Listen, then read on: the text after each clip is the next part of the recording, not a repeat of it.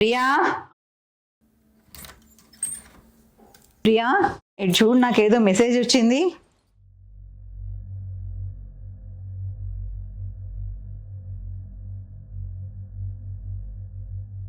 ఏంటమ్మా, అకౌంట్లో డబ్బులు ఏమైనా డ్రా చేసావా?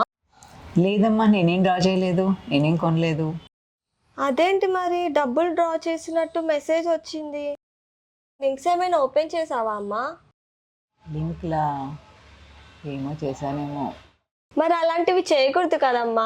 ఈ మధ్య కాలంలో సైబర్ క్రైమ్స్ చాలా పెరిగిపోతున్నాయి. ఏ లింక్ పడితే ఆ లింక్ ఓపెన్ చేయకూడదు కదా.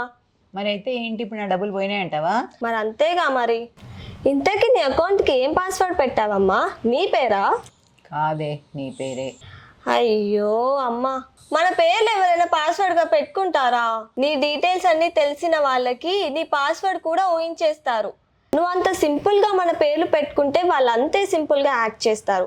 పాస్వర్డ్స్ ఎప్పుడు మనం ఊహించని విధంగా పెట్టుకోవాలమ్మా. అవునా? మరి ఇప్పుడైతే ఎట్లా? నేను చెప్తాను.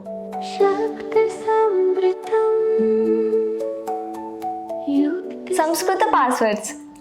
సంస్కృతంలో పాస్వర్డా? నీకు ఇష్టమైన పండేంటమ్మా? మామిడి పండు.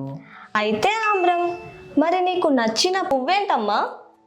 మందార పువ్వు. అయితే జపా కుసుమం. మరి నీ ఇష్ట దైవం ఎవరు? కృష్ణయ్య. అయితే వార్ష్ణేయ.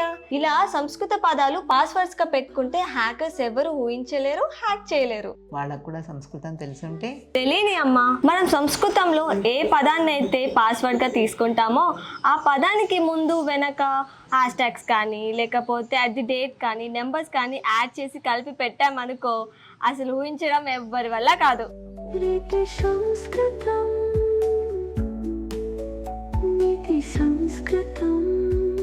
చూశారు కదా, సంస్కృత భాష యొక్క పదాలను మనము పాస్వర్డ్స్గా వాడడం వలన సైబర్ నేరాల నుంచి తప్పించుకోవచ్చు.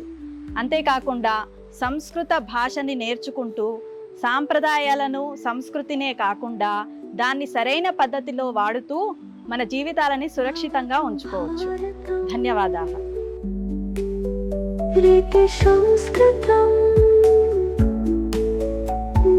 సంస్కృతం